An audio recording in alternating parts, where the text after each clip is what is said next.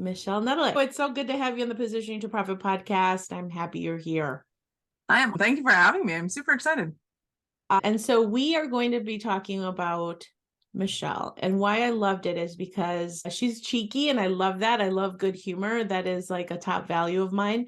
And so when I saw your profile, you call yourself the automation sensation. So immediately I knew, I'm like, okay, I have to talk to this woman, because not only is she a badass and has all of these awesome years of experience, 20 years of experience, speaking internationally, executive coaching, mindset, marketing expert, but now she is known as the automation sensation. So she has her own podcast, her own movement that she's creating. And I am very interested to hear why business automation is not just for IT companies anymore. Because I specifically, in my community, work with lots of solopreneurs, micro businesses, and it sounds like that is something that you can really add a lot of value to in terms of opening the awareness where there's a lot of resistance. But before we get into that, Michelle, tell the audience a little bit about you and how you got to where you are today. Absolutely. Long story short, in about 2003, we started, and I say we, my partner in business and pleasure, as we like to say, went into business. I became a speaker and started teaching people on the laws of nature that govern success and understanding your mind and how it works, and found a sweet spot with executives, especially ones that had worked as a CEO and then got a buyout and opened up their own businesses. Most of them started their own franchises thinking it was turnkey and it was going to be easy. Not so much. In about 2014, 15, somewhere in there, we realized that in order to go online, which is funny because at that point we're like, hey, maybe this internet thing's here to stay. People are still saying that, by the way. But we figured we had to get online and we had to provide a service in a way that people wanted to hear it. So knowing success and how it works was just way too generalized for the online audience. So I started taking a bunch of masterminds, things like that, to figure out what's the wording, what's the positioning, how does this all work when you go online? And what I discovered was there is a ton of speakers out there that were really good at what they did and they sucked at the IT. And I went, clearly, we need to just do this for them, because a lot of people were getting a ton of misinformation about what softwares to use, how to use it, that they should be doing it themselves. And we're like, stop that. You're going to hate yourself by the end of the day. And that's not a good way to go into business for yourself. So yeah, we pivoted and went into the done for you on the tech side of things, to be able to ensure that, especially the smaller businesses, we say small business in the States is in near 20 million, which is typically a pretty big business. You're doing all right by that point. Right. But being able to get on their feet and start, because I think being an entrepreneur is the most noble, best thing you can ever do in your entire life, especially when it comes to the whole personal development and transformation that happens. As one person said, it was hilarious, that entrepreneurialism is a gateway drug to personal development. It sure is. Isn't it true though? I feel like because I spent almost 18 years in corporate, or just 18 years in corporate, and it was like so interesting how, as educated as so many of my peers are and stuff like that, but there was never, not once, a conversation on personal development. And it wasn't until I went into the entrepreneur world that I really, and yes, be positive mindset, but it's so different in this space, where I love that you blend that experience that you had in bringing it over into the automation, which is not really heard of. So that's really cool that you've done that. So talk to me about when somebody should start thinking about automation, because there's a lot of service-based entrepreneurs that I work with that they're maybe solo or have a small team of VAs, right? Just on 3 VAs, and they're in that space where I could see that they need more support in terms of automation. So what would you suggest? From the get-go. So there's people that need technology and there's people who don't need technology. So to be able to back up that bus. If your aspiration is to become say a coach or a speaker, and you want to have 10 clients at 10 grand a year, and you are perfectly happy being there, you work about 10 hours a week, the rest is yours, which is an awesome lifestyle, by the way. I'm a huge advocate of that. You don't need technology. You need a cell phone and a merchant account, and your Google Calendar. So you need a smartphone and Google Calendar and a merchant account. But that's all you need to be able to run that kind of business. And it can be a wildly successful, fun, love waking up, excited about talking to your clients in the day, and you can still get referrals at that level. Like, you can run that kind of a business for years. And then there's some kind of people who are special kind of crazy who think, hey, I should have 50 employees. I should add some complexity to my business. And those are the ones that we really want to be able to help, because VAs are awesome and fantastic. Most of them are specialists in organizing your life. So I'm not just talking any kind of virtual assistant. I'm talking most people that will apply to be an executive assistant or a admin assistant. They are fantastic at organizing your emails, at your travel arrangement, at your life. Some of them can run your life better than you can, which is super fun to have around. But they're not necessarily apt at the world of tech. And if you've ever gotten into a conversation with some techies, as soon as the acronyms start flying, the rest of our eyes just glaze over. And we're like, huh? And when it comes to sitting on hold with tech support, you don't want to be there. We don't want to be there. Nobody wants to be there. But as long as you have somebody that speaks geek to be able to translate and have those conversations to figure out what's going on in the back end, it just makes your life a whole lot easier. Being able to go, hey, I need a landing page for this, and knowing that somebody's going to set up your opt-in, your landing page, your follow-up sequences, your reminders, your SMS, all of that is the bane of most people's existence. And that's where our teams thrive. So we want you to think about it sooner than later, because if you can do that, I'll give you an example. One of our clients, Ann Hessen, wicked smart woman, had an awesome experience in sales, selling for another company, and decided at this point that she wanted to go and start her own sales training company, which is awesome. So right from the get-go, this is the way this is going to be planned. I don't want to be doing the tech. She could have, but didn't. And said, I want to do a live 3-day event in 2 months. We all went, it's a little short. Wow. But because she had the team, and because we knew what she wanted, she had it all laid out in her mind. She just had to lay it out in front of us.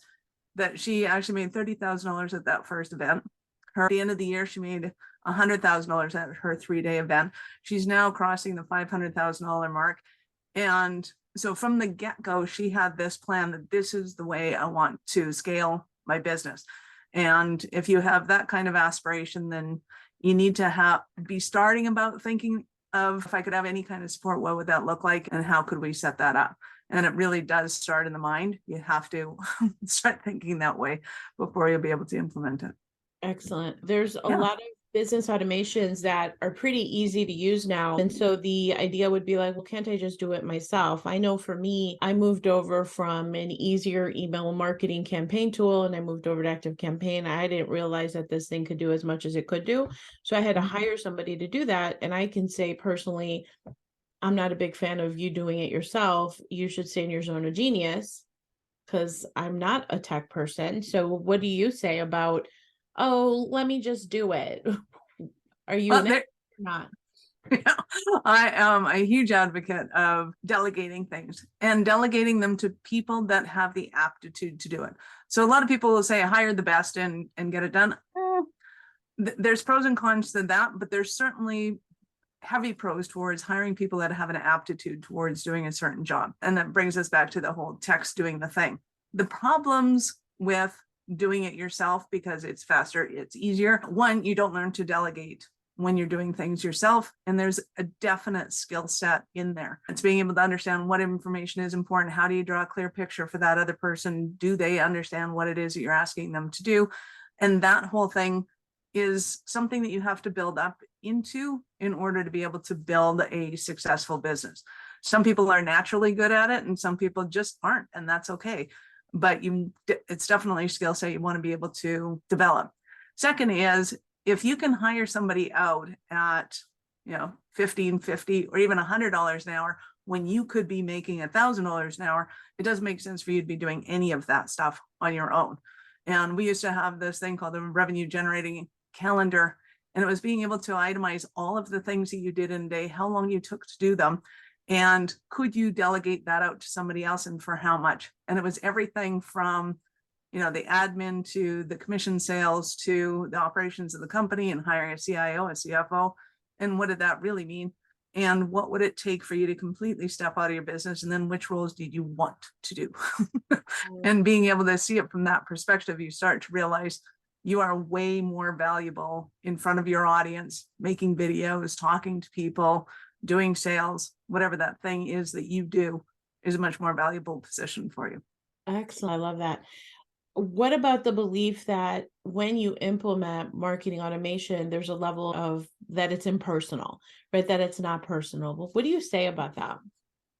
I say it's up to the individuals to make it personal, because let's back up the bus. Why are you automating something? So a lot of people right now are trying to automate their copywriting because they just don't want to do it, and it probably won't work. And are there headlines that get higher open rates? Yes.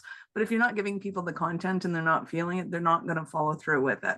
So it's a double-edged sword in that realm. But if we back up the bus a bit and go, okay, if you look at anything that you've done 3 times as a habit, as my father used to say, once is an accident, twice is a mistake, 3 times is a habit. As soon as you've done something 3 times and you've done it the same way, you are personal in those first 3 conversations.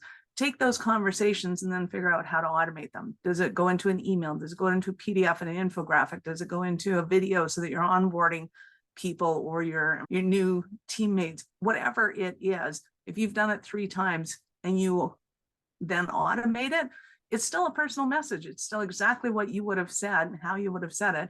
You're just doing it in a way that you don't have to be there anymore. And now you can start to bring it to your audience when they want it. So the big thing about online world right now is as soon as we get a compulsive urge, boom, we're on Google. We're trying to find something, answers to our questions, whatever it might be. It could be donuts at 3 in the morning. It could be how to stop donut cravings at 3 in the morning. And they want to be able to access that information like now. And you're not going to be awake at 3 in the morning. So you may as well have, if you know those are the kind of questions you get, you put a video up, you put an infographic up, you put something up so that people can opt in and get access to you right away when they need you. Then they fall in love with you and you go, yeah, this is exactly what I needed. What's my next step? And you're just taking people on that journey of what it's like to be with you and work with you, which is awesome. So it's just giving them the opportunity to be able to see you at your finest when you're just not available. I love it. I love it. That's so true. It's a thing that I call personalization at scale. So that is such a great system for leveraging your time, because I have this mantra that I tell my clients all the time, like the less I work, the more I make. And what you're proposing is exactly the enabler of that philosophy. So Yes. huge advocate for that. And the cool thing is the personalization at scale. I agree. I see that there's all this AI happening right now around copywriting and doing all these things. And what's so fascinating is that I have used different tools. And for whatever reason, I've had on more than one occasion where somebody will say to me, I could tell you wrote that email. It's infused with a lot of you. And so there's something intangible almost that you can't really put your hand on. It's like you can have the structure of an email all you want, but it's that personalization that will make it that much richer. And so I think it's a matter of combining both, which is what you're saying as well, is that your personal effect as well as adding fuel to it with the automation. So I think that's absolutely. Because there's nothing worse than staring at a blank page going, okay, I know I need to write something. What am I going to write? right. And if you can get the gist of it with automation and being able to get a template of, okay, here's the ideal words based on what you've given us, and then you put your words into it, it tends to make it a lot easier because people are apt to go, I don't like this, I don't like that. They know what they don't want versus what they do want. So when you're looking at a templated email, you can go through with it and just redline it, whatever you do now, delete whatever you don't want, and then add your personalization in there, because AI is never going to get things like sarcasm and the little harassments and little things that you add to make your flair. Yeah. They're just going by the standard that most people write. And keep in mind, a lot of this comes from the IT world, from selling SaaS. And those guys are techies selling tech. So it's not necessarily an exact science at this point. very nice and it's tempting, but it's not there yet, but it's a great start. Love it.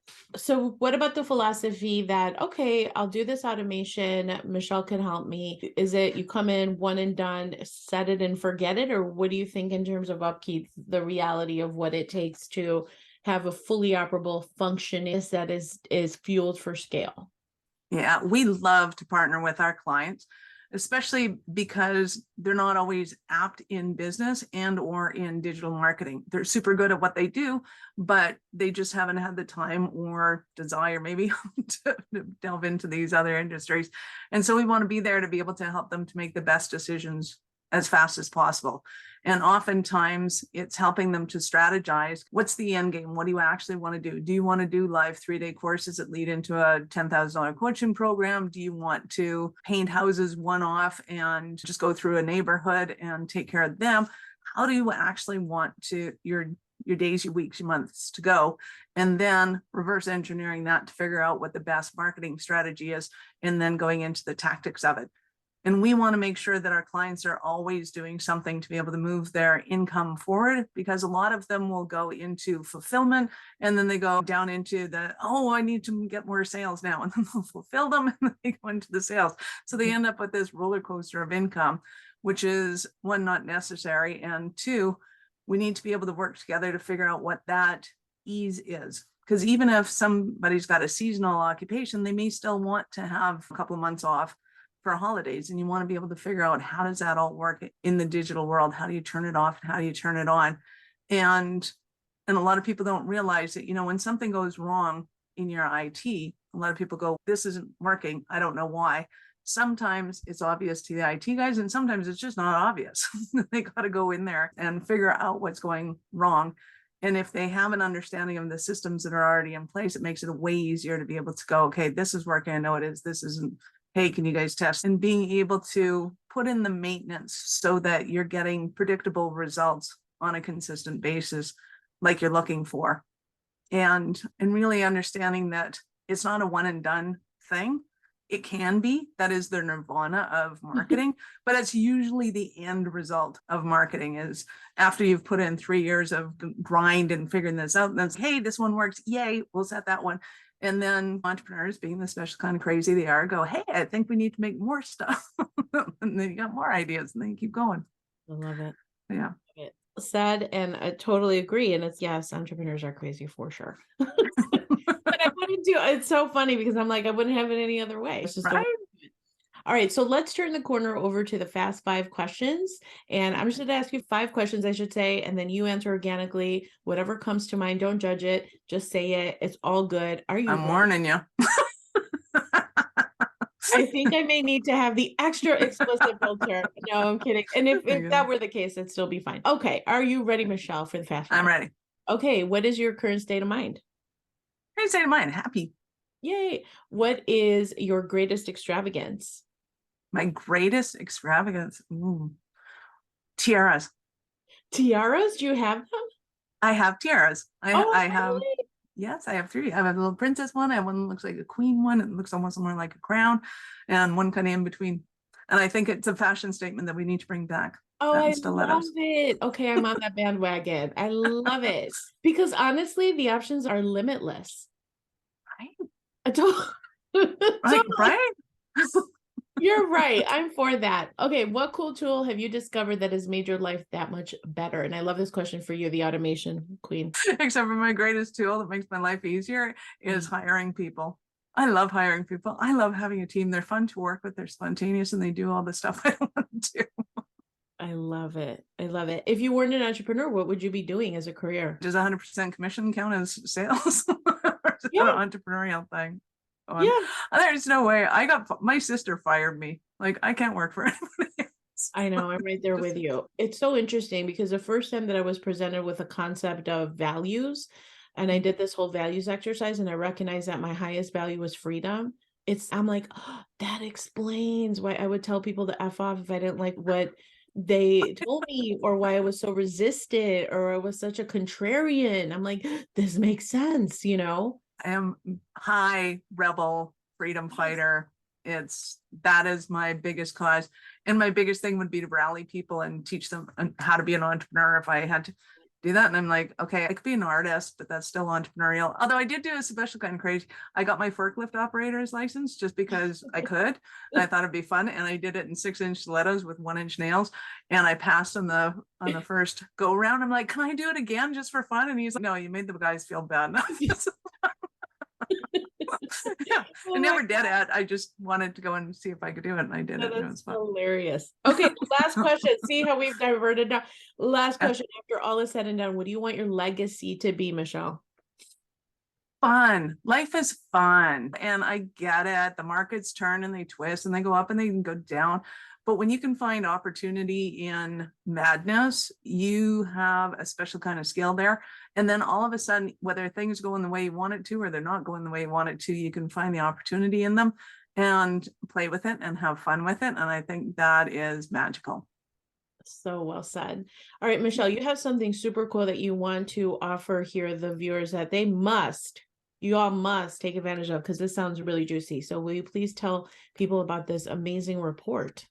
Yes. So this is a website audit, which goes through and scans your website, and it comes back with about a 30-50 page report, depending on the size of your website. It's a $500 value for this report. And what it does is it goes through your, what we call green lights, yellow lights, and red lights. So the Google gods are controlling your traffic, whether you like that idea or not. But sometimes they're giving you green lights, which is awesome. That means you're doing things right. Keep doing it, and they'll tell you why it's right and how you keep doing it. Sometimes they're slowing your traffic down, which means that not as many people are getting access to that page as you might hope. And it's dependent on their algorithms and who is most likely to go there and appreciate it, but there could be a lot more traffic there, and they'll tell you why, things you can fix to do that. And then some of them are going to be red lights, and that means Google is stopping traffic from going to that site. And it's usually because the page doesn't match the topic of the page, or things like that, or you got broken backlinks, or people are expecting something but they're bouncing off it. You got to fix those red ones first. But if it's all Greek to you, at the end of that report, there'll be a link there that you could book an appointment with me, and I'll go through your report for you so that you can give it to your team and run with it if you want. Or if you have other questions about strategy or marketing, happy to help you with that. And if you potentially want to look at working with us, we can talk about that too, but it's definitely no strings attached, just a nice big red bow. And how do people find that? They can go to awarenessstrategies.com/website-audit. Awesome. I'm sure that'll So be in this show notes. awarenessstrategies.com/website-audit. Yes, it will be in the show notes. So you can head over to the website there for the direct link and definitely check that out, because that is very cool. That it sounds very comprehensive, and it's going to give you the exact effectiveness of your website, where the opportunities are, which is also great because it builds that awareness so that you can say, oh, this is what I need to chip away at, right? This is what I need to work on for my website in order to make it better. Michelle, thank you so much for joining me on this episode of Position to Profit. I really enjoyed our conversation. I wish you continued success, and you will absolutely have to stop by soon for another episode and see what's transpired for you. Thank you for having me. I had a lot of fun, and I'm glad you enjoyed it. Thank you.